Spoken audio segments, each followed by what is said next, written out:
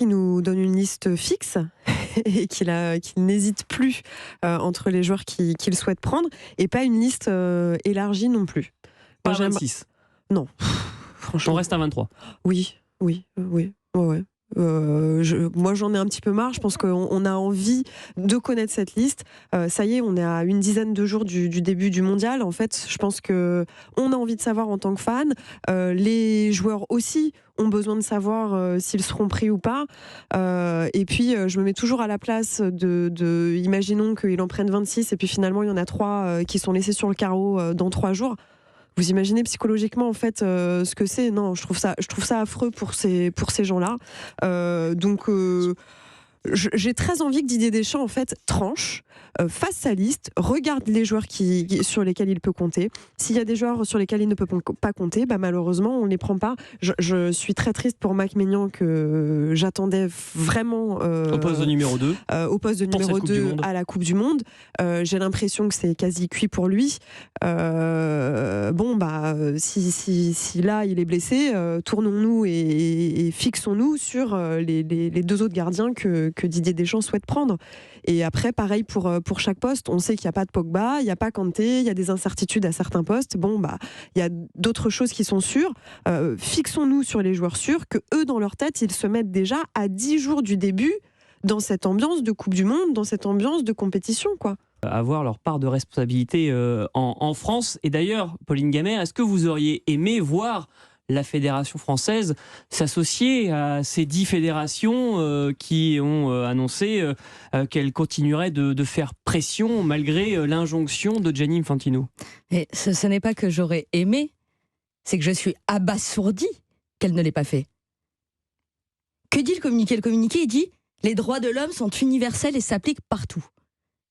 Et la Fédération française de football, qui est une délégation de service public de l'État français, de la France, du pays des droits de l'homme, de la Déclaration des droits de l'homme et du citoyen. Inscrit dans la Constitution. Nous, on ne va pas s'associer à ça. Il n'est pas extrêmement virulent, ce communiqué. Il rappelle des principes forts des droits de l'homme. Il met la pression tant qu'il est encore temps de la mettre, parce qu'en effet, quand le coup d'envoi du premier match sera donné, ça sera terminé, pour garantir un certain nombre d'avancées.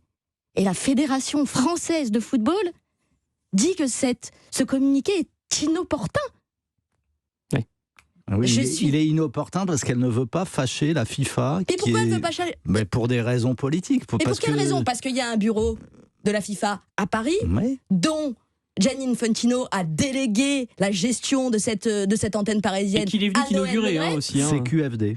Que Noël Le Graët est membre du COMEX. C'est des petits arrangements entre amis, un peu comme pour l'attribution de la Coupe du Monde au Qatar en réalité. Mais c'est dans la droite ligne. Où est la France? Où est le pays des droits de l'homme? Et que fait même l'État français par rapport à ça? On avait quand même une image, on est bien loin de nos lumières.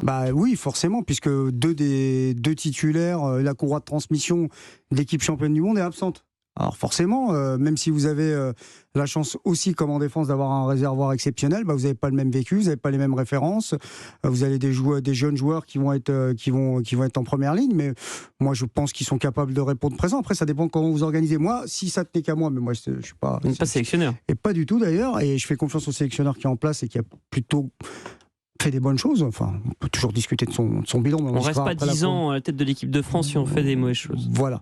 Moi, j'irai en 4-3-3 et en fait, je vais peut-être vous surprendre, mais je mettrai Tchouaméni, Rabiot et Griezmann, je le mets en relayeur et je lui dis de redescendre. De toute façon, il ne fait plus de différence offensivement. Et comme c'est un joueur hyper intelligent, il est capable de s'organiser dans ce secteur-là. Et je mets des ailiers, ou des faux ailiers. Dembélé d'un côté, Mbappé de l'autre et Benzema en pointe. Ça tenait qu'à moi. Maintenant, si on part sur ce qu'a fait Didier Deschamps en 3-5-2 ou moi je mettrais Rabiot avec Tchouaméni, même s'il y a des automatismes entre Tchouaméni et Fofana. Mais vous parliez de joueurs en forme. Il y a un moment, il y a des joueurs qui ont un statut qui peuvent être là, mais c'est aussi d'avoir des joueurs en forme sur le terrain, c'est bien aussi. Rabiot, en ce moment, il est remonté dans la hiérarchie, on m'explique comme on veut, et il a 2 avantages, Rabiot. Il a de la taille, ce qui n'est pas inintéressant, il a un pied gauche, Tchouaméni est droitier. Et il a des changements de rythme monstrueux. Pas forcément, mais il est capable de se projeter. Il peut tirer de loin. Et un des meilleurs matchs de l'équipe de France en termes de contenu, c'était face au Portugal, il y a quelques temps de ça. Je me souviens d'un excellent Adrien Rabiot.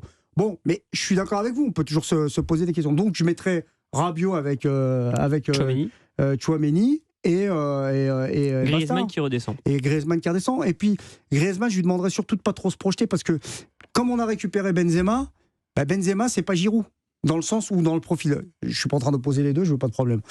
Non mais je veux dire par là que non mais je suis sûr que je sois bien clair. Non mais Giroud on connaît son style et on connaît le style de Benzema. Benzema il redescend. Il vient limite dans la zone que pourrait fréquenter Griezmann en quelque sorte. Donc c'est presque plus un 10 parfois Benzema qu'un 9 dans son utilisation quand le ballon traîne.